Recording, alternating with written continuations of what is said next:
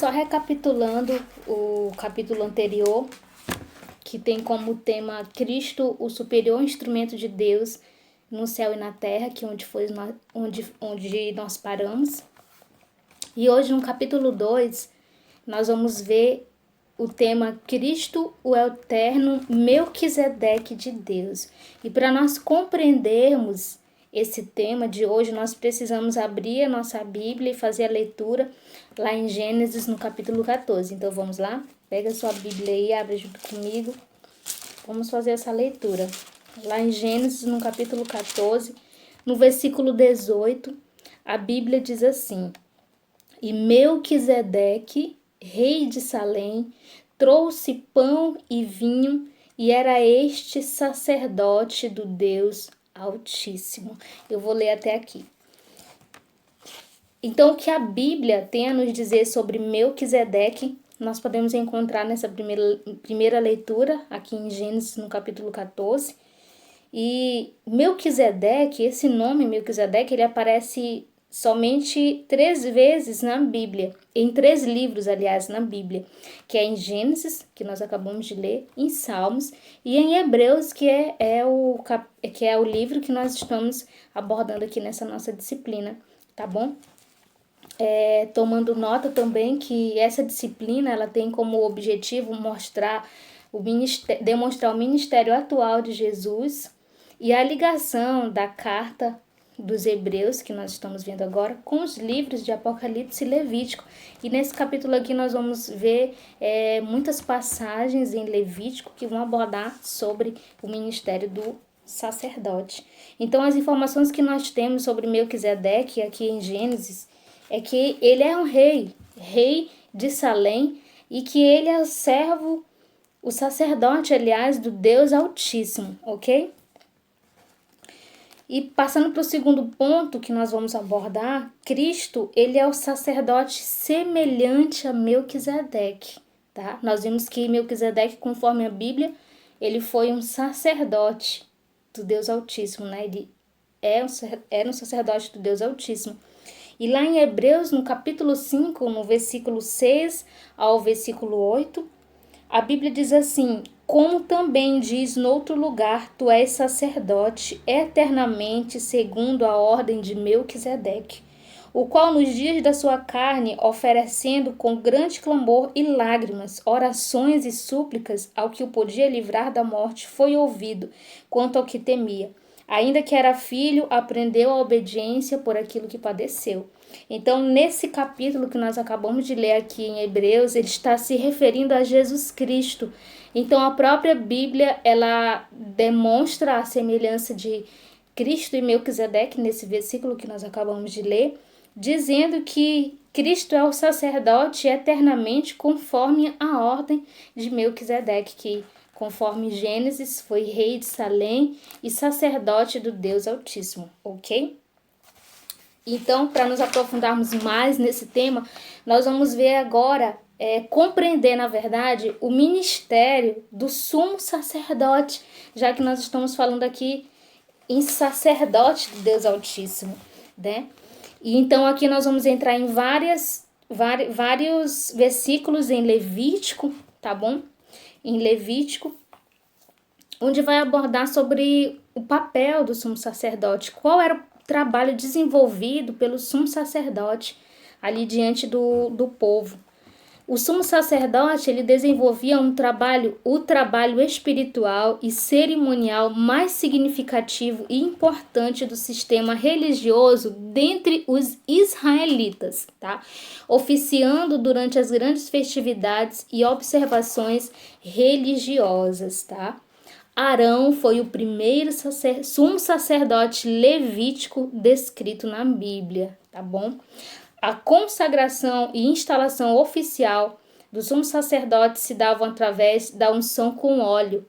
Está lá em Levítico, no capítulo 21, 10, tá bom? Não vai dar de nós lermos todos os versículos, mas você pode tomar nota e abrir na sua Bíblia, tá bom? Posteriormente.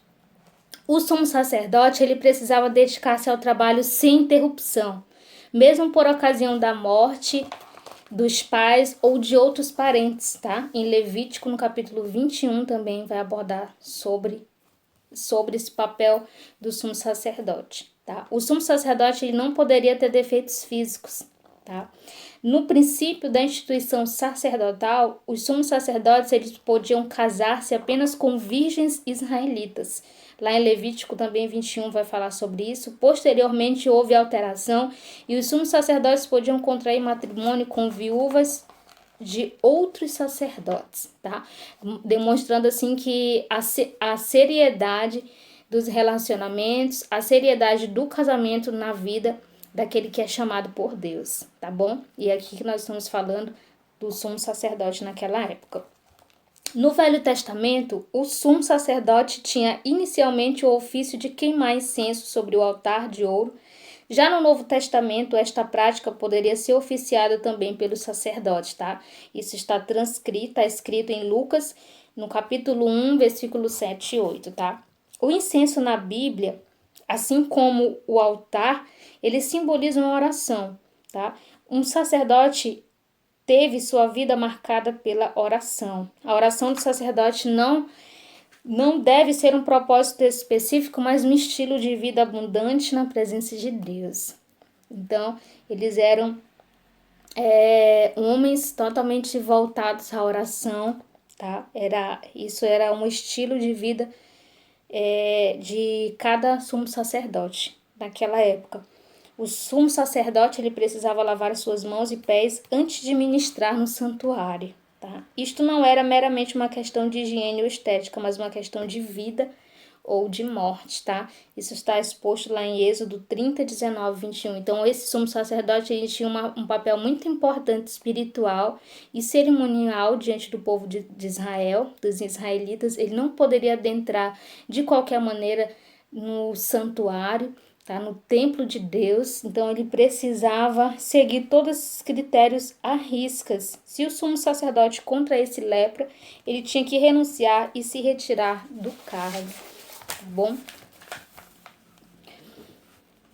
houve 28 sumos sacerdotes nomeados desde o reinado de Herodes o Grande até a destruição do Templo de Jerusalém pelo general Tito em 70 depois de Cristo, tá?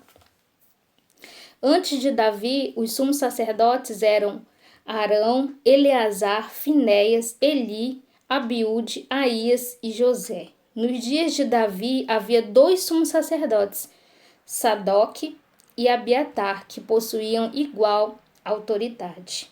Tá? No Novo Testamento, o sumo sacerdote tornou-se o principal ministro espiritual e líder do judaísmo. Presidia também o sinédrio, o que lhe conferia expressiva autoridade político-religiosa.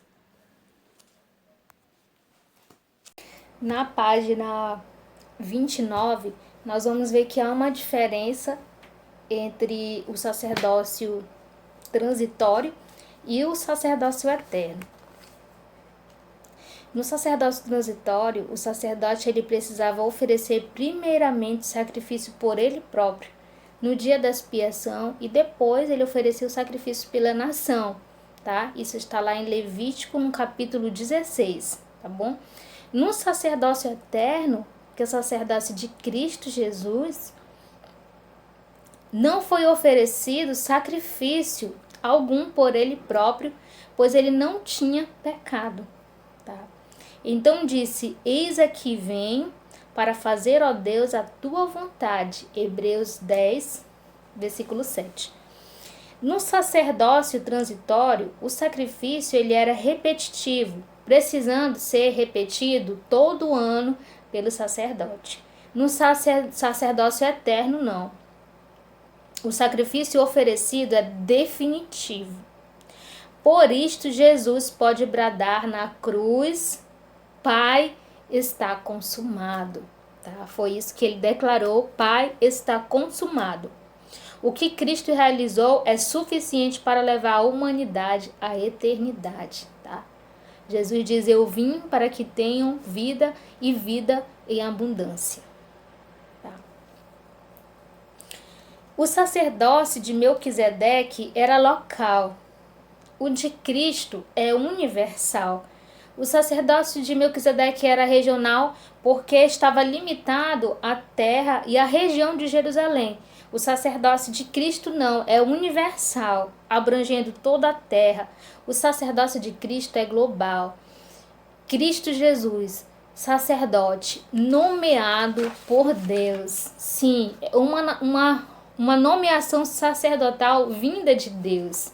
Hebreus 5, no versículo 10, a Bíblia vai declarar o tendo sido nomeado por Deus.